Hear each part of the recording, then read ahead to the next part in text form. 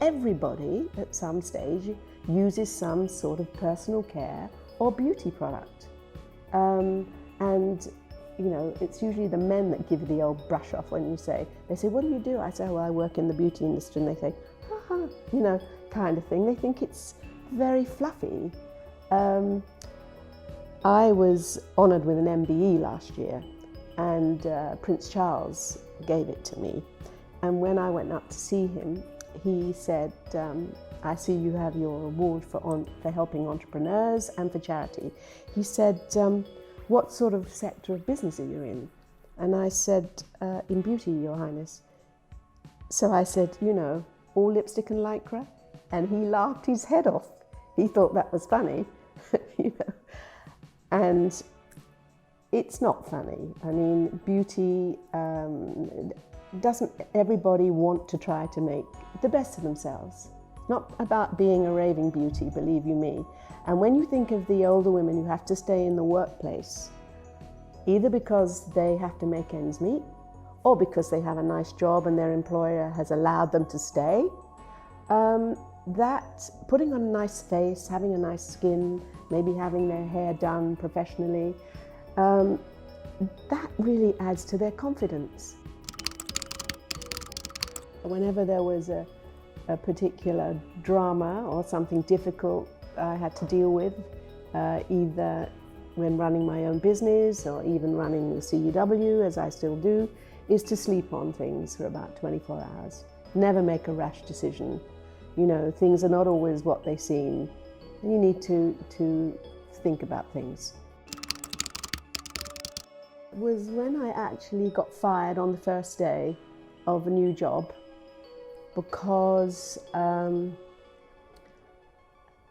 I had been training to be a journalist, and I was quite proud of my NUJ card, and I applied for a job on a magazine. So I went for the job the first day, and I was done up, I remember very clearly, in a cream suit.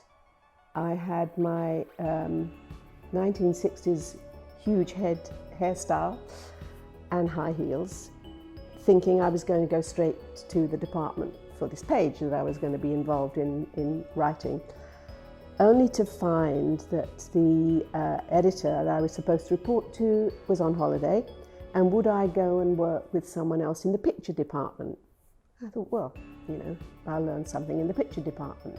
So I went, it was quite a big magazine, I went to the department, and the lady in charge asked me to go upstairs and pull out all these felts, backdrop felts. They were for the covers. They were enormous, they were all dusty. I'm in a cream suit and high heels, and I thought, this is madness. And I came down the steps and I refused to do it. I said, if you told me I was going to do that, I would have come in a pair of old trousers and a jersey, but I cannot do this. Well, this was seen as gross disobedience. And then I said, but I came here to be a journalist. You know, this is the worst thing you could possibly say, I suppose. And he said, that's it. And I was marched over to the union office, and I put my case, and they had quite a bit of sympathy with me, but it didn't do me any good. I just left the job on the first day I went. And maybe, well, how was I to know that the editor was not going to be there that I was going to work with? But when I said I was hired to be a journalist, maybe this sounded a bit, you know, I don't know. But I think very carefully now before I speak. As a woman who started her own business at 20, I have a wealth of experience now. And when I look back, I would say to them, decide what you want to do early on in your career, and try to go for it. If you're going to have a family, you've got to then figure out how you integrate that family into your work life, and have you got a husband who's going to be a 50-50 helper? Because years ago, men never when I grew up, men never wheeled the pram down the street with the baby in it. It was always the role of the woman. But you know, that's all changed now, and it would be better to have, you know, a partner who understands from the beginning that you have a career, he might have a career, and you're going to both work together. I would like people to think that I am a kind person. I've helped lots and lots of women in our industry who have come on hard times or had issues, and it gives me great pleasure to be able to try and set them on the right road. And I know some people have called me the steel magnolia. They say I have a core of steel. I probably do have a core of steel. But you know, I've always been fair, and I've always been kind, and I've always had time for people, whoever they are.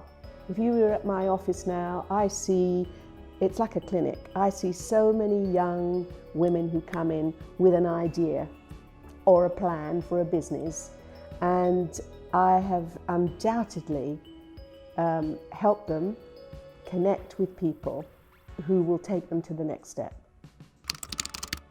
My daughter bought me a little gramophone recently from Lidl or something, because I had tons and tons of the 33 discs, and I put those old discs on now, and my husband and I can dance around the kitchen, and but it's usually to the standards and the ballads that we used to love, you know, Johnny Mathis. I saw Johnny Mathis at